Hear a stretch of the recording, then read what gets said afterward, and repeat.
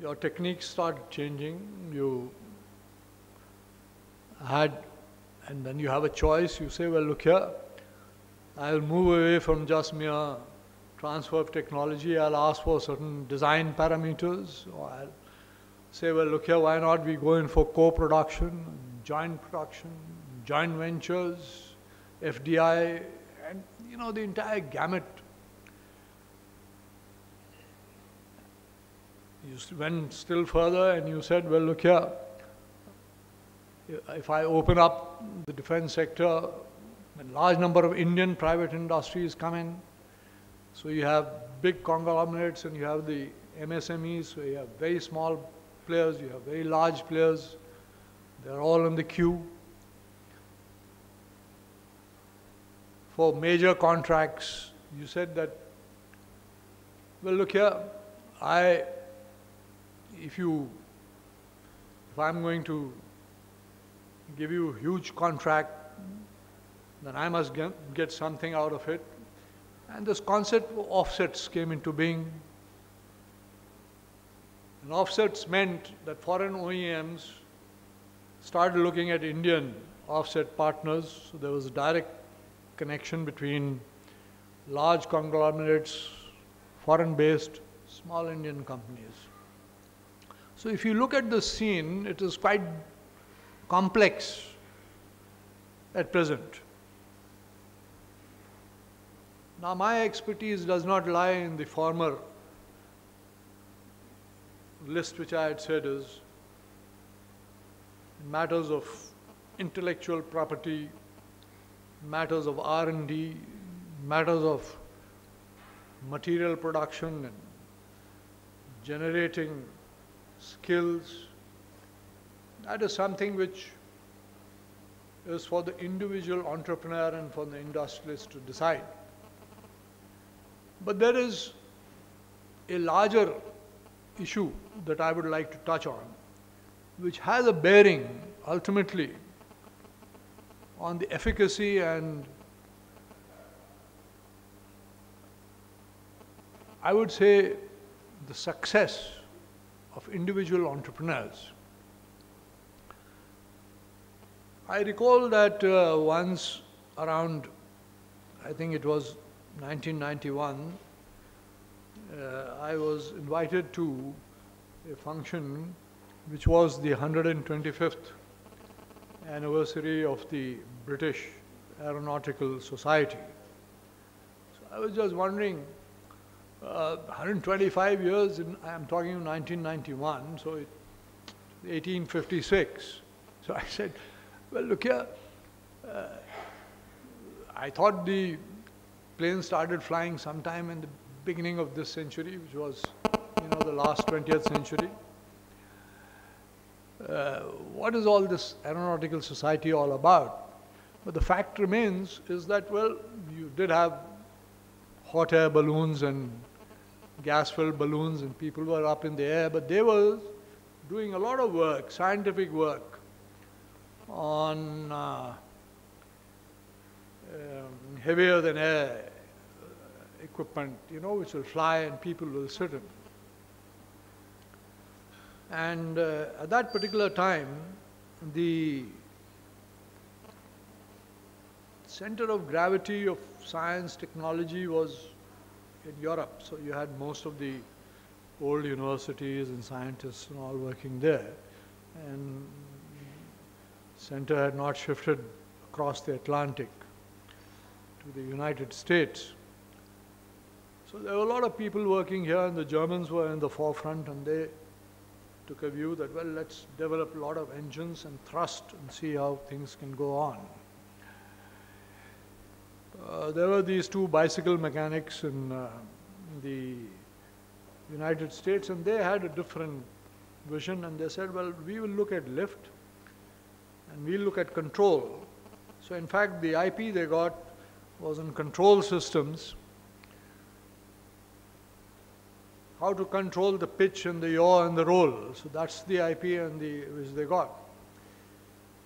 Basically, it was not that they didn't, both sides had the diligence, the intelligence, the dedication, But it so happened that these two brothers got their fundamentals right. The Germans didn't get it, the Europeans didn't get it. The same thing is true for policy. If you do not get your fundamentals right, you may have whatever intention you have, it won't work. And it'll be years before you realize that it hasn't worked.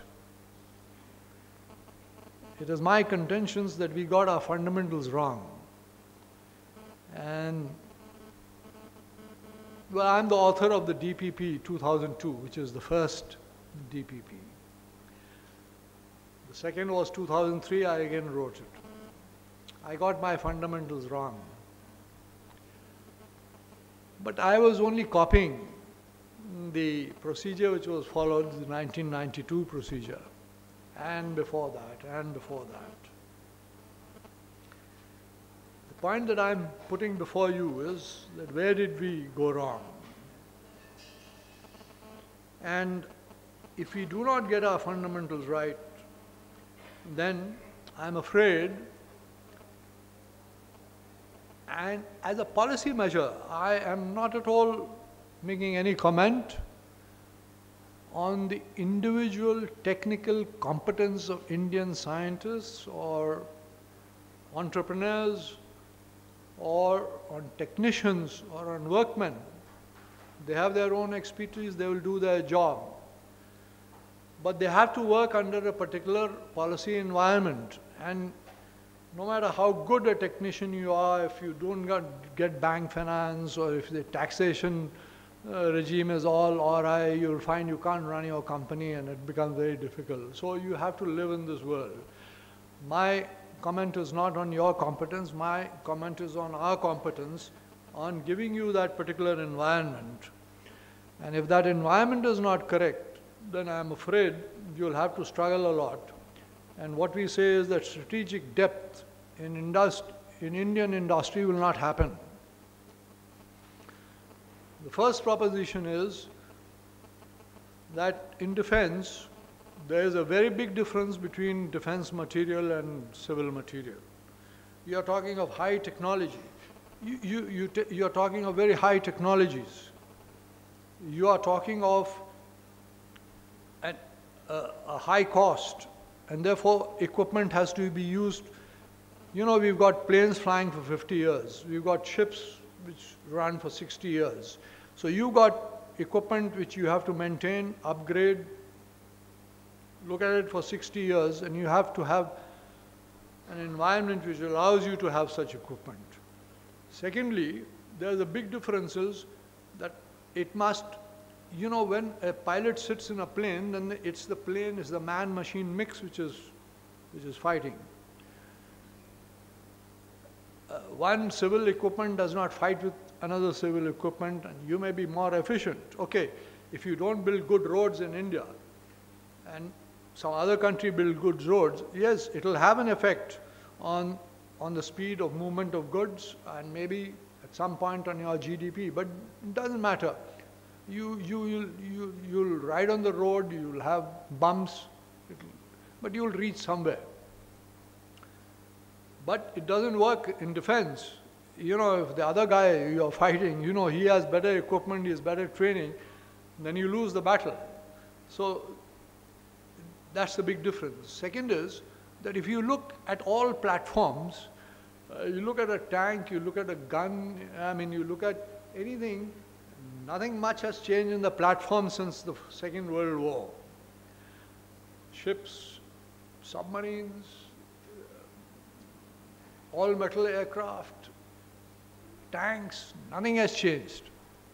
Basics remain the same, but what is happening is that you are putting a lot of other electronic equipment in that same platform, you are putting it in, modern technology is coming in, costs are going high.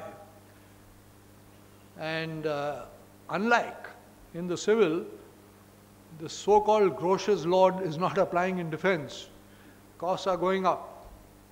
So that argument is not there.